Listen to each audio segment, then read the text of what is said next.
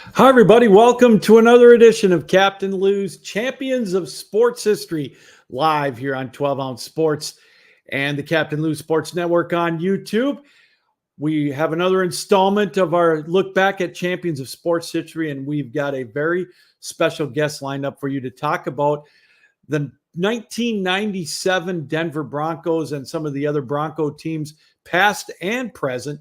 Longtime columnist in the Denver area. You've seen him on Around the Horn on ESPN. Woody Paige stopped by, and we're going to take a look back on that interview we had with him a little while ago.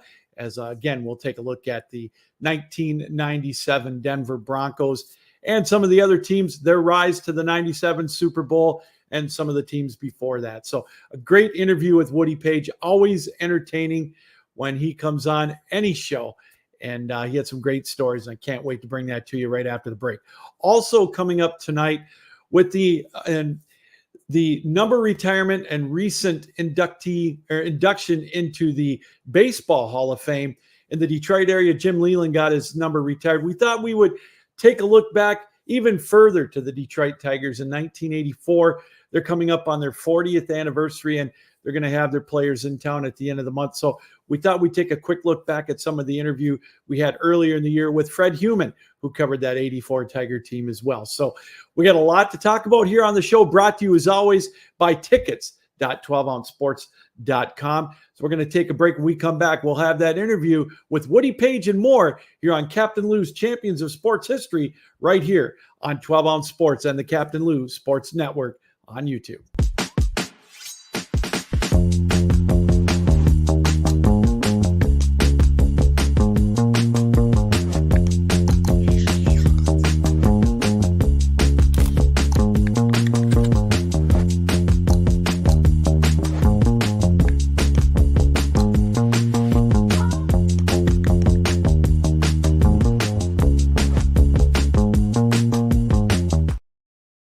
Welcome back, everybody, to Captain Lou's Champions of Sports History, focusing on 1997. And we are pleased to be joined tonight by longtime columnist in the Denver area. And, of course, you've seen him on ESPN with Around the Horn, Woody Paige. Woody, thanks for taking time out tonight. How are you doing? Great, Lou. Just to give you an idea, I'm looking out at Pikes Peak. People in that area probably have either visited Pikes Peak or have heard of it. So I can see the mountain range here from high-rise I live in. Boy, doing fine. I'm been watching the Olympics today. I've been to 15 Olympics. I've covered 15 Olympics, and so didn't have any interest in going this year. I've been to Paris, and I'm kind of trying to calm down my career. To be honest with you, just turned 78, was inducted into the Colorado Sports Hall of Fame.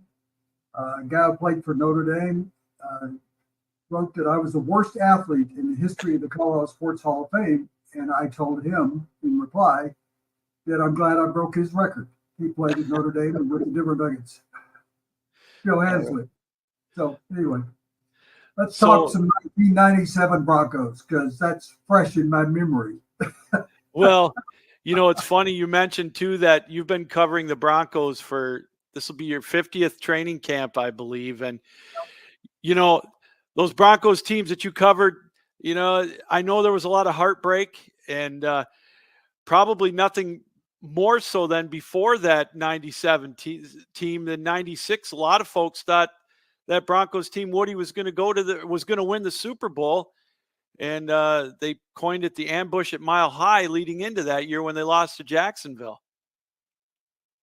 It's funny you should bring that up. I was going to bring that up. I think that was the best team of those three, 1996, 97, and 98. They were one of the last teams other than the Patriots to win back-to-back Super Bowls. And I don't know that the Patriots ever won back-to-back, but that stood for quite a while. But that team you're talking about, I think overall was their best team, but Jacksonville came in, and it's not a memory that, I don't really care, but Jacksonville came in as the biggest underdog in a postseason game since the Jets won Super Bowl III. They were I think they were underdogs for about 17 to 18 points in that game. Column about, I was at the Sugar Bowl at the time, covering that, and I was going to go over to Jacksonville and just do a piece on them. That's a close trip from New Orleans, and my editor at the time, sports editor, said, "Oh, we got a couple of guys there. We don't really need you. Just stay at the Sugar Bowl." I think that was Ohio State and maybe Alabama. Yeah. You're testing my memory with every question you ask or every answer I give. But I sat down in a hotel in New Orleans and wrote a column about what league did the Jacksonville Jaguars play in? I never heard of them. And I called them the Jaguars, and it became a national story when Jacksonville upset the Broncos. The coach of the Jacksonville Jaguars got up in the locker room afterward in the postgame show and held up the column that I wrote and said that he had put it under every player's door that morning and that I was the reason they won the game. And I thought that was a funny thing for a coach to say. Why don't you take credit for the game? Why don't you credit your players for winning the game? And instead, he credited a sports writer in Denver, Colorado. And as a result of that, at that time, email was in its infancy. And if you remember, all your listeners and viewers will, that's when your email would say, "You got mail."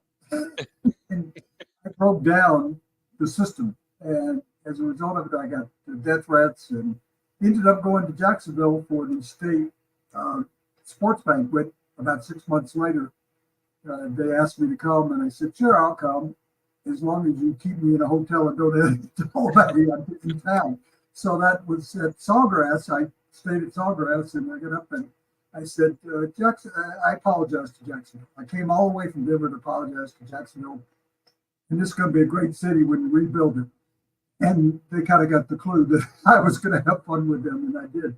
But anyway, in '97, the Broncos had a lot to prove after what happened in '96 when they lost. And that was basically, they lost the game because a guy named Washington, who was a defensive lineman, couldn't get off the field in time. And so they lost the ball there. Jacksonville came back and scored.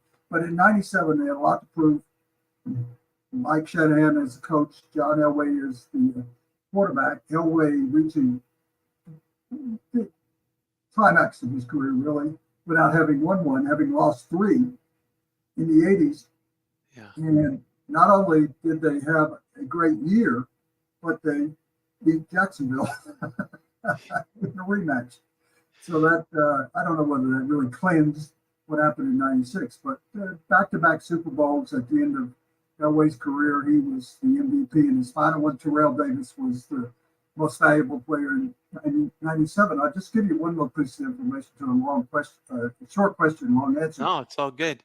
Terrell Davis had really serious migraine problems in his career. Even though he'd rushed for 2,000 yards, he woke up with a bad migraine and forgot to take his medication before that game.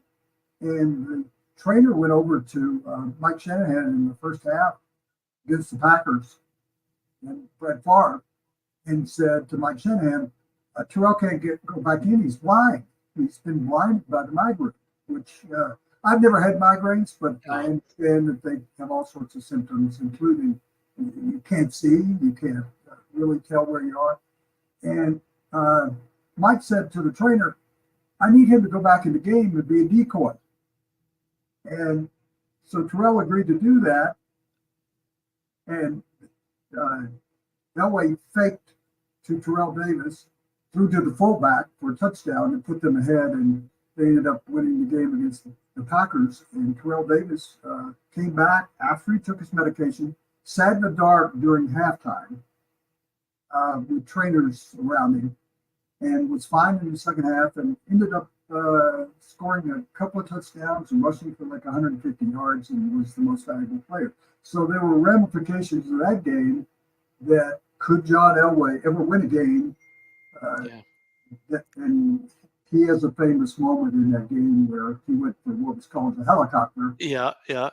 And close to the goal and rushed for a first down and flew in the air over some Packers defenders to pick up the first down, and Terrell scored there. So that's basically a summation, notes of exactly what happened. That game was in San Diego, where they had lost before to the then Washington Redskins. Yeah.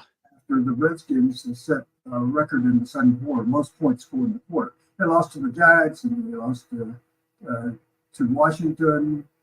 I don't even remember who they lost to the third time, but they went three Super Bowls in 4 years, and they had a dry period. Funny story, when you look back on it, Dan Reeves was a coach then of the Broncos. Mm-hmm. And he tried to trade John Elway to Washington. And they had worked out a deal with Gibbs, who was the coach in Washington. At an owners meeting, the two of them worked it out where they'd make a trade of quarterbacks, and Washington would throw in 2 or 3 other players. And Pat Bowlen, the late owner of the Broncos, was told by Reeves they were making a deal for Elway, who kind of wanted out of town, honestly, at that point, because he and Reeves didn't get along. And Bowlen put the kibosh on that trade, and as a result of it, Elway stayed here throughout his entire career, 16 seasons, and won 2 Super Bowls, then won one as a general manager. And then, as he admitted just the other day, publicly, he had told me privately, that the worst mistake he ever made in his life was not drafting Josh Allen. they might not be in the situation they've been for 8 years now. Well, you talked about Terrell Davis, Woody, and I think a lot of fans now don't realize, to me, he was probably the most underrated running back, if not in the history of the NFL, if not one of the top 2. Well, he did get into the Hall of Fame, as you know, Lou. Yeah.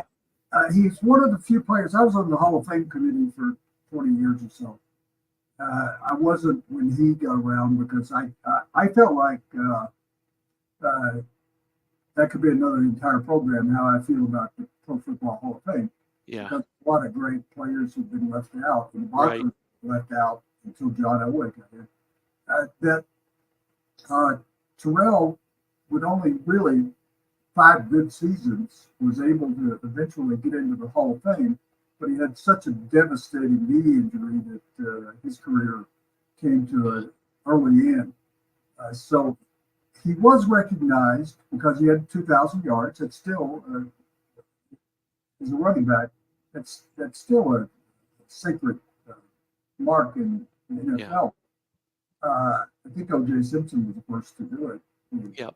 And I think there have been maybe 4 or 5 running backs that got it. But I worked really hard at no longer being in the Hall of Fame. I could be an outside influence, and I worked hard, as a lot of other people did, to get him in. And Terrell Davis was not only MVP that season, but MVP of the Super Bowl. So John Elway really had to depend on other people. I mean, he had brought the Broncos to 3 Super Bowls in the 80s with no help. I mean, those were 3 really average teams, and they had a lead over the Giants in the first one at the Rose Bowl, 10-9. But just Phil Simms had an incredible game, 23 of 25, I think. It reminds me of Walton's in his NCAA when he made 23 out of 25 baskets. Well, Phil Simms had 23 out of 25 connections in that game, and the Broncos wore them out. So, as you mentioned earlier, there was heartbreak in Denver in 1977, their first Super Bowl. Then again, 3 times in the 80s. So that's 4 consecutive Super Bowls. The only other team that's come close and now has surpassed them, caught them, the Minnesota Vikings, I think, lost 4 Super Bowls, and the Buffalo Bills have now lost 4 Super Bowls.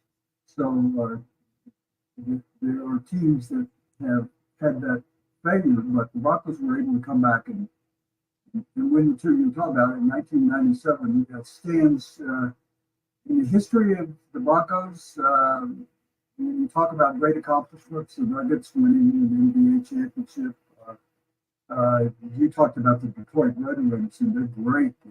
That was to me one of the. I didn't see the original six in Right. the hockey league, but I genuinely believe that Red Wings Avalanche series for a number of years was the best in hockey for a long time. It still hasn't been duplicated, and it's gone away because you got the Red Wings in the Eastern Conference and Avalanche in the Western Conference, and they only play each other twice a year now, I think, and, maybe 4 times, but it doesn't have the same glamour, violence, and all of the adjectives that it had when the Red Wings had their great teams and the Russian front, which may not be a popular thing to say now, but the Russian front against Patrick Waugh and Joe Sakic and those guys, that was incredible rivalry. It's been about in several books, and the Detroit Lions and the Denver Broncos have not had that kind of rivalry. No.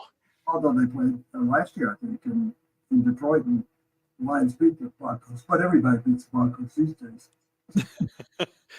So, you mentioned, the 77 team, the Orange Crush, they had such personalities on that team. Craig Morton, comeback player of the year, so much fun to watch. And then in the 80s, and, you also mentioned the Hall of Fame, Randy Gradishar just getting into the Hall of Fame, a well-deserved honor, a little late for that, in my opinion. He's alive. So, it's like me getting into the Sports Hall of Fame. Mentioned the second time, but you want good things to happen when you're alive.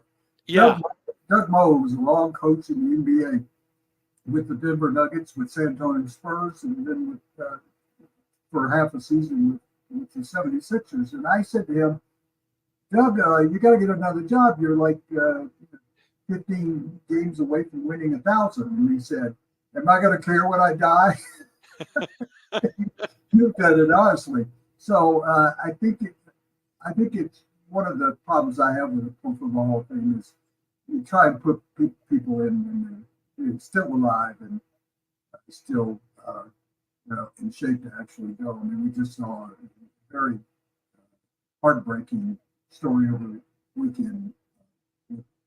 Yeah. Chicago Bears defensive lineman in the condition he was in. So it's a great honor for Randy Gradishar. I always felt I got into the finals because I called in I offered to give my firstborn to like 15 of the selection committee and got him to the final day in 20 years ago or so, and wanted him to represent the entire Broncos from 1960 to 1977 because they had nobody in the Hall of Fame. And they were such an team in the AFL. And it came down to the final vote, and a couple of people spoke out against me. And one of them said he was going to help me out. And he actually got up and said that Randy belonged in the very good Hall of Fame. So we mentioned at the top, 50 years you've been covering the Broncos. I know it's a generic question, but obviously it's changed a lot since 1974. Tell us a little bit about how it was back then going to a Broncos training. I was in Memphis, Tennessee, where I grew up. I went to school at the University of Tennessee, and I was a sports columnist at a young age, which is a long story, but at 23, 24, I became a sports columnist. I covered civil rights in the South. I covered the assassination of Dr. King, and I was on the path to be a general columnist, and I got offers around the country, and I took the job in Denver over the job in Atlanta, and I had only been to Denver for a few trips, but I took the job in Denver, and my first column was, your Broncos suck. And it's not to really make wasn't to make a name for myself. It was just, I grew up in the South, and you told the truth. My Yeah. parents said, always be honest. And so I wrote that column, and I got a call the next day. I'll make this short story. Got a call the next day from the PR guy for the Denver Broncos, and he said, Coach Ralston wants you in his office at 3:00. And I said, hey, you can't come. It sounded like I was going to be, a player being released at the end of training camp. So well, I'll be in my office at 3:00. You can come to my office. I didn't have an office. I had a desk next to the water fountain, actually. And people would spray water all over me all the time. And he said, really, would you do it for me? Would you come out here? So I went out, and John Ralston said, that's not the way, kid. That's not the way things are done in this town. You need to go back to New York or Boston or wherever you came from, because we support our team here. They're our Broncos, and you need to get in line with us. And I said, well, you need to get the team that's a bit better. And actually, they did have a winning record that year. And it kind of started to turn, Ralston kind of turned the team around. Yeah. And then Red Miller came in, a longtime assistant coach in the NFL, which is an interesting story. He never got a head coaching job all those years. And he was in his late 50s because he was an alcoholic, and he gave up drinking, and he really straightened out his life. And he was able to get the Broncos job, and they brought in Craig Morton, and he was brought out. And Morton had been left for dead by both the Dallas Cowboys, who had Roger Staubach. Yeah. At one time, you and I go back enough, forgive me, but one year, Tom Landry actually relayed the plays in with the quarterback. And Staubach and Morton took turns at quarterback. One would be on first down and third down, and the other would be in on second down, or play continued. They continued switch. We've never heard of that really in the NFL since then. I don't even remember a case before then. But they gave up on him and gave up on Morton. And Staubach had a great career there. He went to the Giants. The Giants had him for 1 year and hated him, and just basically threw him to the Denver Broncos for a backup quarterback. And he came in and had a great comeback and had 5 or 6 good years with the Broncos at the end of his career. In fact, Lou, I'll just add this, that team has never been honored by the Broncos. Wow, really? Never. And so Morton has been the main proponent of bringing that team back together. A lot of the players from the team have died. Yeah. I looked it up recently, and so I pushed for it too. And so they're going to honor the 77 Broncos. They've obviously honored the 97 Broncos about every 6 months since 1997. Yeah. So anyway, with Morton and Red Miller, who finally given a chance to coach after about 17 years as an assistant coach, did a great job there. And they had that. I had named the team in called Ralston in 76, and I said, I've given your team a name. You want me to be a big fan of you. I'm calling the team the Orange Crush. And he said, what does that mean? He said, well, it's a soft drink. I said, well, everybody, the Vikings are close enough to you. The Vikings had the Purple People Eaters. There was the Steel Curtain in Pittsburgh. There was the Doomsday Defense in Dallas at that time, and the Los Angeles Rams had a great defensive line. I can't remember what they were called. But I thought the Broncos deserved, with Randy Gradishar, Tom Jackson, 4 linebackers they had, that was a team worthy of the nickname, and I gave it to Orange Crush. And in 77, that's when people really began to notice them. But after the game, one of the defensive linemen of the Cowboys in the Super Bowl in New Orleans crushed an Orange Crush can against his forehead, and he said, "That's what I think of an Orange Crush." Like whack against his head, like you would do with a beer can if you were on the forehead. I want to let you know something though, Woody. You'll like this. The high school that I went to in 1980, up on Lake Superior, Munising Mustangs, we were orange and black. That's what we called our defense. And somebody sent some type of correspondence to Denver, and Denver sent us sent the team a whole supply of Orange Crush T-shirts. I thought you might like that. That's good. You know what I got out of it? The Denver Broncos actually patented or copyrighted the name in '78 because the distributing company put out Orange Crush cans with Randy Grashar and several other players on the cans. And Orange Crush, the distributing company, which wanted nothing to do with at the time, and nobody was drinking Orange Crush actually. The distributor told me a couple of years later that they had like 15 crates because he was distributing Pepsi Cola, whatever. And he said we had about 15 crates in the corner of the warehouse and we couldn't get rid of them. So they did send me a 6-pack of the Denver Crush cans that they oh, nice cans. So, yeah, but that's funny. A lot of teams, not in high school and college, kind of adapted that. If orange and blue or orange was their primary color there. So that's an interesting story. But in 1997, because of what happened in '96, there was a feeling in Denver that the Broncos were never going to win a Super Bowl. And no matter what happened, they just couldn't get over the hump of losing 4 Super Bowls and then losing the AFC Championship in '96. And actually, when they went to the Super Bowl in San Diego, my newspaper said to me, they said, we want you to write a column that they win the game. And I said, well, they're probably not going to win the game. But we need it on Thursday. That's Thursday before the game.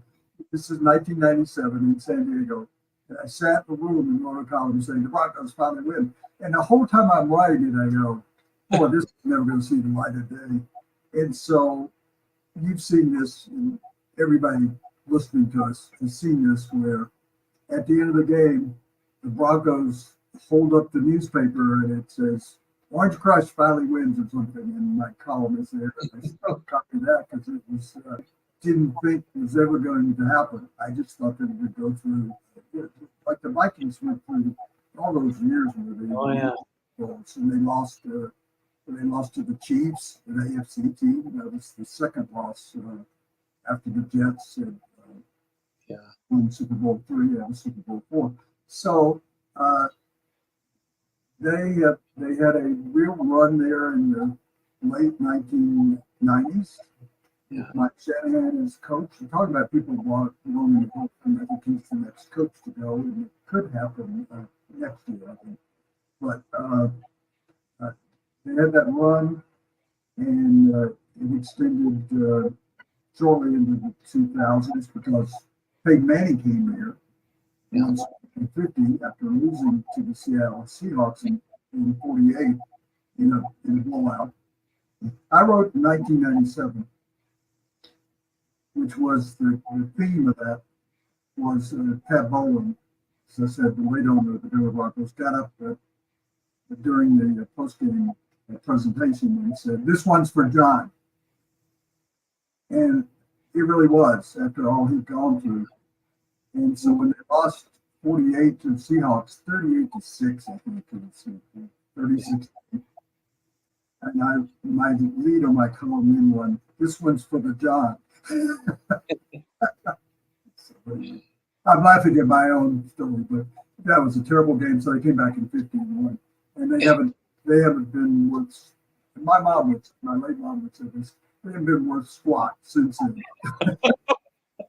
No, I'll leave it with this. With now with this year, it's the second year with Sean Payton. You got Bo Nix at quarterback, and it looks like it could be a tough year for you. That's the only name you've got. You couldn't name, if I said to you, I'll send you a check for $100, you couldn't name 5 players for the Broncos. No, not unless I cheated. Nobody listening to this podcast could name the most famous player they had other than Bo Nix if he'd been in camp with Justin Simmons, the safety, who was an all-pro every year, and they cut him during the offseason. So I can't, it's difficult for me to go. I go to practice field is just down here, about 2 miles away. Peyton Manning lives, and John Elway live about a mile the other way. He's starting right here. But I can't even name, I could go back to 1997 that we were talking about. I can name everybody at every position. Isn't that something? I can't name probably 10 starters on the Broncos team now. Wow. It's happening to the Patriots. It happens to teams. The Steelers went through and won 4 Super Bowls, and they went on the dive, but they've always been a quality team with the coach they have. And Tomlin has done a job there of going to the playoffs most every year. You're in Detroit, back and coming back. I don't know coming back from what, but finally the Detroit Lions have become finally a potent team to be reckoned with again this year. Got a great coach there who actually was tutored and mentored and coached by Sean Payton here. He was an assistant coach and played with the Saints. And so I think I said to somebody a few years ago, a pastor and his wife said, "Why can't we get back to Super Bowl?" I said, "Don't be so greedy." They said, "What do you mean?" I said, "Everybody should get an opportunity to experience what the Broncos did in 77, even losing, because their teams that still haven't been in the Super Bowl. In 97, the team you're concentrating on, that was the best team in football for a couple of years. The 98 team actually was better than the 97 team, but not quite as good as 96. So I think it's only right that it's time for the Detroit Lions to win. And I'm picking them to win the Super Bowl. It's a little early for me to pick anybody. But we wanted to just kind of end on today's Broncos. They're at least turned the corner and headed. They came close to being the 500 team last year. And I think I'll leave this. I think Bo Nix has an opportunity to be the rookie of the year. He could be the best quarterback coming out. You'll remember Peyton Manning when he went to the Indianapolis Colts. They were 3-13. And they weren't any good. And Manning keeps talking about he wants a rookie to break his keep through 28 interceptions. He said he wants some rookie quarterback to break that record. But, I think that in Detroit, just to mention that, when a famous trade was made, everybody kind of went, I don't know about this trade, and that trade has worked out extremely well for them. I'd like to see the Detroit Red Wings and the Colorado Avalanche get back into the Stanley Cup final for once. Well, wouldn't that be something? Yeah. Or even, I think, speaking of people in the Hall of Fame, the famous Detroit Lions and Detroit Tigers manager just got into the Hall of Fame too. He had a short bout in Denver, so Jim has an entirely accomplished career. Yeah. Well, Woody, this has been fun. I really appreciate you taking time out to be with us tonight. Keep up the great work. Can't wait to see you again on Around the Horn, and keep living the dream. Thank you very much for coming on. Well, thank you for the invite, Lou. It's a pleasure to meet you, and I hope that the series you're doing of great champions during the time. I said to you honestly, and I thought about when you reached out to me, and I said, "Really, does anybody really care at this point?" But you're doing something I can look behind you and see some famous jerseys up there that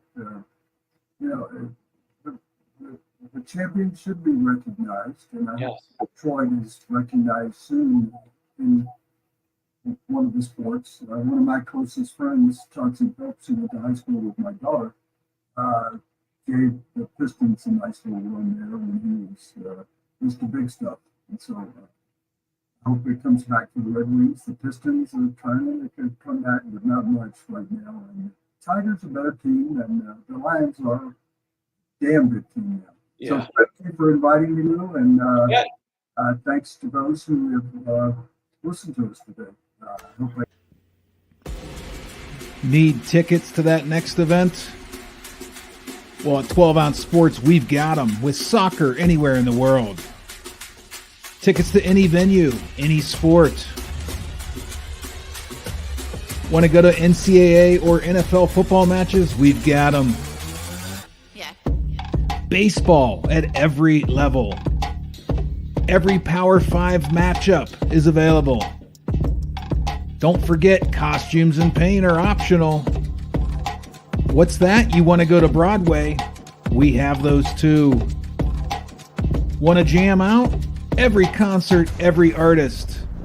That's right, at 12 Ounce Sports, we've got the tickets for less. 12ozsports.com/tickets. That's 12ouncesports.com/tickets.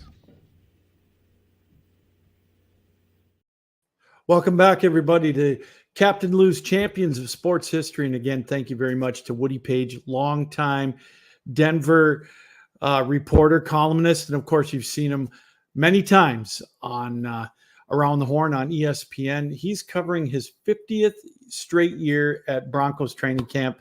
Absolutely amazing. And we are, again, very, very thankful for Woody to take time out to be with us here tonight on Captain Lou's Champions of Sports History.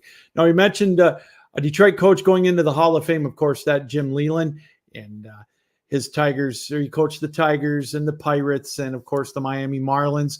The Marlins to a World Series championship. The Tigers to a couple of World Series. But speaking of the Tigers, it was 40 years ago that they went to the World Series and won in 1984. And we thought we would end the program or take a look back at an interview we did here on one of our programs talking about those 1984 Detroit Tigers as we interviewed longtime Detroit and Lansing, Michigan sports personality, Fred Heumann. Let's take a listen to that from about, I'd say, a couple of months ago or so. Hi, everybody. Welcome back again to Captain Lou's Championship Years in Sports History. And here in the month of May, we're going to highlight 1984. And, of course, here locally in the state of Michigan, we had a magical run with the Detroit Tigers getting to the World Series and making that run to the championship. And we thought it would be fun to bring in someone that is very familiar with that run of the Detroit Tigers back in 1984. On Channel 10 right now is sports anchor Fred Heumann. Fred, thanks for taking time out to be with us. How are you? Captain Lou, I'm fine. My pleasure. How you doing? I'm doing wonderful. Anytime I get to talk baseball, and of course that run to 1984 to the World Series, I was a sophomore at Central Michigan, and so we were front and center watching that with bated breath that whole year, and it was quite a run for the Tigers. Yeah, it was. At the time, I was actually working in Lansing when the season started, and then during that 35-5 run at some time, I got a job at WJRT TV in Flint, and I worked Flint that summer during the Magic season. And on the side, I had a freelance gig. I was hired in 1979 to run the Tiger Stadium scoreboard. I don't mean the balls and strikes. I did all the messages that came on the big board. I was the main control operator. So I did the game in progress board and all the messages that came up, like, when Trammell hit a home run, I'd put up there, wham, bam, thank you, Tram, stuff like that. So I controlled all those, and I didn't work every game, but I worked a lot of games that summer, so saw a lot of games and covered the World Series a little bit for my station in Flint. And then eventually got to Detroit, and I got to know all those guys a lot better. But it was a fun summer and a great memory. Boy, Fred, before that season, as well as I do, it was a lean time for the Tigers. My first memory of the Tigers was playing hooky in 72, watching the American League Championship Series with Laren LeGros getting the bat thrown at him by Bert Campaneris. And then we suffered through some lean years with Ralph Houck, and then we got Sparky, and we got the strike shortened season in 81, and it looked okay. But boy, oh boy, we made it. Detroit, they were close a couple of years, but obviously, they made the big trade with getting Willie Hernandez and Dave Bergman. Giving up Walkenfuss, who was one of my favorite players. But Fred, do you think going into that 84 season, first of all, was there a lot of pressure starting to mount on Sparky Anderson to really get something going for the Tigers? Well, he had a 5-year plan, and that was year 5 because he was hired in 79.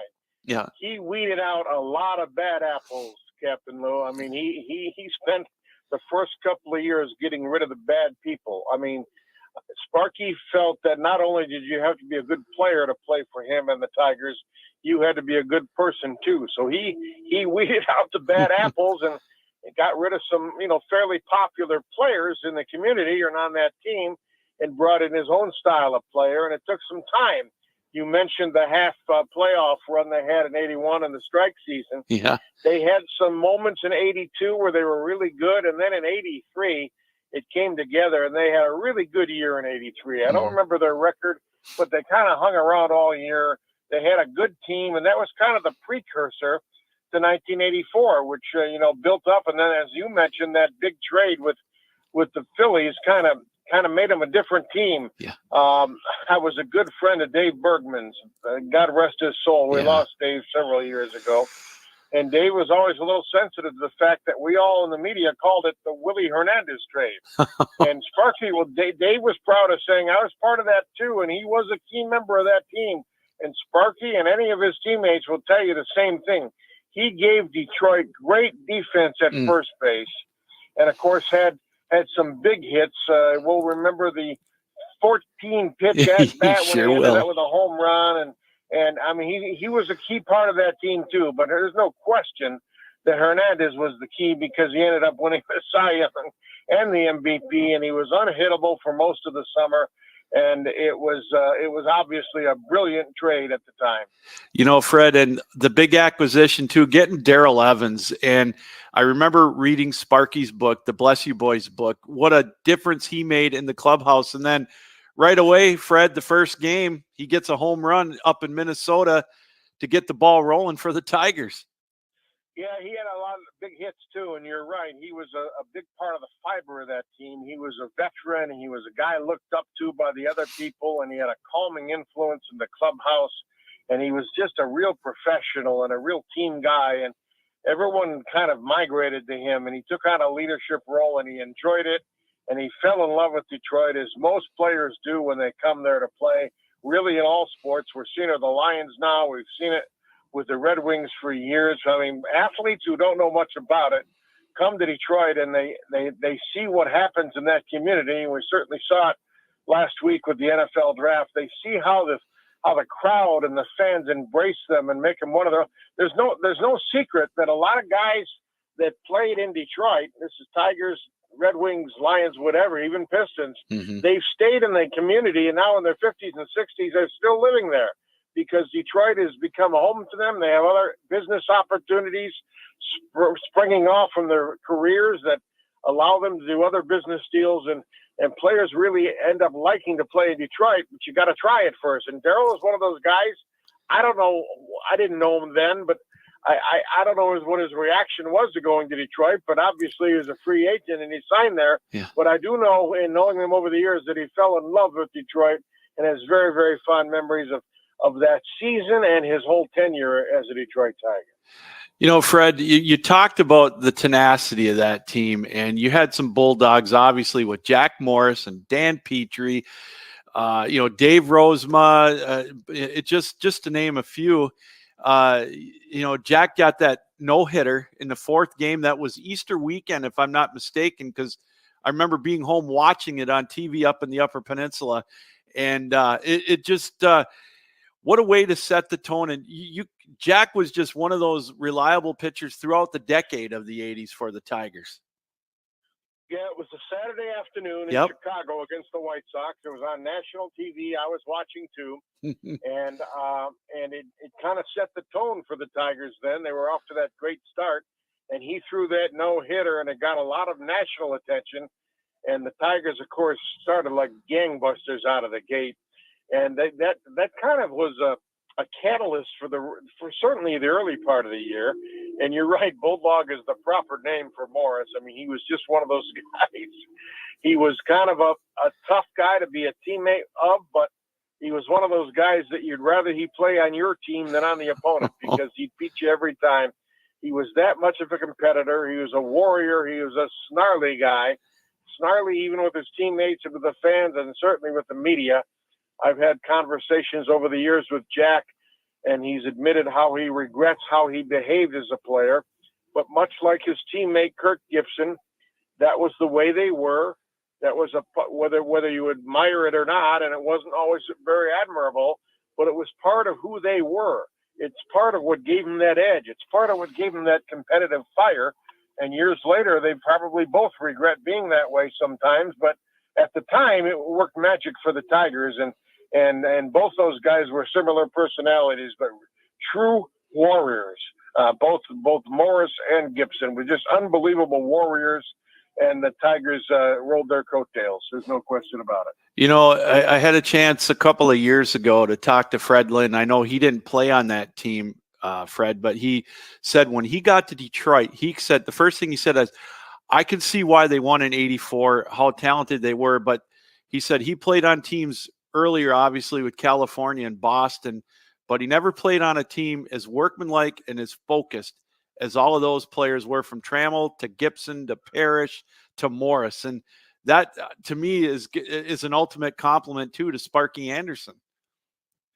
Yeah, well, that is a high compliment, and Sparky would have it no other way. As I said earlier, it was the type of people he had and the type of professionalism that he believed in terms of how you carry yourselves on the field, how you act in public, how you dress, how you treat people with respect. I mean, Sparky he demanded that. I mean, there was an incident, I don't remember who it was, but there was a young man with he was physically and mentally challenged. I don't remember if he had cerebral palsy or what it was. And a couple of the players, Gibson was probably one of them, were laughing at this kid, and Sparky hauled him in the office and he read them the riot act. He said, don't you ever disrespect those people. You owe them an apology. That all came from Sparky. And Sparky and Gibby will tell you now, they had some near fist fights in the office. I mean, they had some arguments. They went nose to nose, but Gibson wrote a book about Sparky and how his leadership and how he mentored him, shaped him as a ball player and a young man. I mean, he has high reverence. You get Trammell or Gibson to talk anytime, any of those guys, you bring up Sparky and they just rave about him. I mean, you know, the guys that didn't like him played elsewhere. But those people that went through that '84 season and through those years in Detroit, they absolutely adored Sparky and worshiped the ground he walked on. You know, I think the closest manager I can see right now, Fred, in modern day baseball is Bruce Bochy. And just personality-wise, if nothing else. And I know he's a little more old school, which is what I'd like to see anyway. Right. Yeah, they're similar. Yeah, they're kind of similar in that regard. But those old school guys are my favorite, really. There's not enough old school managers in the game anymore, if you ask me. Oh, I'm right there with you. We're joined here on the show tonight, very gracious with his time, Fred Heumann, Channel 10 sports anchor, longtime sports personality here in the Lansing and Detroit and Flint area, talking about the year 1984 and the Detroit Tigers' run to the World Series championship. Fred, you talked earlier about Willie Hernandez and the run he had with the AL MVP and the Cy Young, but the crazy number 2, and we all can remember, is senior smoke, Aurelio Lopez, 10-1 as a reliever, and, 2.9 earned run average, something like that. To have a 1-2 punch like that out of the bullpen was absolutely amazing. And it wasn't just that year. Aurelio Lopez had a great career in Detroit. Yeah, and it's funny you say that because we're kind of used to that now. There's a lot of teams that have 7th inning and 8th inning and 9th inning guys, but it wasn't designed that way back in the 1980s. But Aurelio Lopez was kind of the 8th inning guy, and then Willie Hernandez, later Guillermo Hernandez, was the 9th inning guy. So they had that 1-2 punch before it was fashionable. And Rodriguez, Aurelio, probably would have been a closer on most of the other teams, and certainly would have been the closer with the Tigers had they not traded for Hernandez. And there was no shame in that. But as a 1-2 punch, yeah, they were tough as nails. And you forget about Aurelio, Senior Smoke, God rest his soul, but he was very much a key part of that bullpen as well. You mentioned it. They started out 35-5, and I think Dan Petrie and Jack Morris both had double-digit wins by June 15th. How difficult was it, do you think, to keep that run going? I know obviously 30 games over 500 in the first 40. They ended up winning the division by 15 games, I think, over Toronto. But at times it had been difficult to keep that run going. I know they had a few 3 or 4 game losing streaks. Yeah, not many. That 35-5 start though did cause all the success. There's no question about it. Yeah, I mean, there was a lot of pressure starting that way. The players will tell you about it now. I remember a story, Sparky, when they were out in California once. He's probably written this or told it to other people, but they were out in California once, and I don't remember where it was, but they were in some restaurant or store, and some guy came up and recognized Sparky Anderson. Now, this is the time when the Tigers, in the middle of July and August, were a daily story nationally. Yeah. They made national news with the way they were running away with it, and with that 35-5 start. And some guy came up and recognized Sparky Anderson. Sparky, you were my hero. You managed the Cincinnati Reds. I was a big Reds fan, and you had all those world championships, and you're such an ambassador for the game, and it's such a pleasure to meet you. And Sparky said, well, nice meeting you. And the guy looked at him and said, by the way, Sparky, what are you doing now? and Sparky has written that, and he used it to his players, that don't ever forget who you are, because here they were in the middle of this magical season, and this guy remembered him from the Cincinnati Reds and didn't even know he was managing the Tigers. And Sparky always told that story fondly because it gave him real perspective on don't get too high on your horse or who you are. But yeah, they were a big story wherever they went because they made national news with that big start and all the personalities they had. Yeah. Jack Morris was a personality. Kirk Gibson was a personality. Lance Parrish was a personality. Darrell Evans was a personality. Chet Lemon was a personality. They had all these guys, and they were good with the media, and they made a lot of national headlines, and they were just a fun team to watch. And for the little bit that I did cover them, a fun team to cover. And I had the opportunity and the pleasure a couple of years ago as well, Fred, to talk to Rupert Jones when his book came out. And it, I know he only lasted 1 year, and I think he really harbored some ill will going into 85. But, boy, he brought, again, one of the role players, Rusty Kuntz, another one. Johnny Grubb. With some big hits. Grubb, yeah. You talk about personalities. I think Rupert had 12 home runs. Grubb with some clutch home runs. Barbaro Garbe as a rookie. Yeah. Wow, just some fun names to look back and think about. Yeah, and for as much as we talk about the competitiveness of Jack Morris and the clutch pitching of Dan Petrie and the will to win that Kirk Gibson offered and the steadiness of Trammell and Whitaker. Those role players you talk about are every bit a part of what makes a champion. And that happens most years in baseball. Yeah, the stars stir the drink. There's no question about it.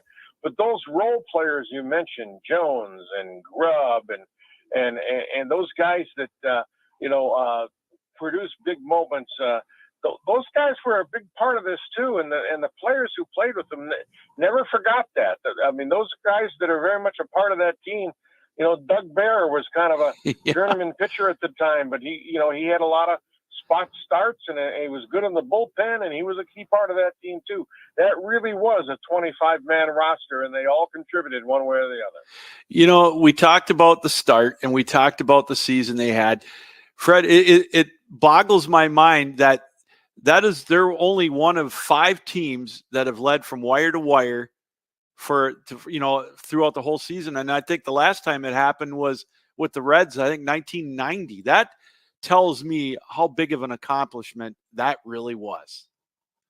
Yeah, it is. And the other thing, and I've had Alan Trammell, he comes on my radio show once in a while, and a few years ago, it just didn't dawn on me how long it's been since the Tigers have won it all. I think at the time we talked, it was 35 years.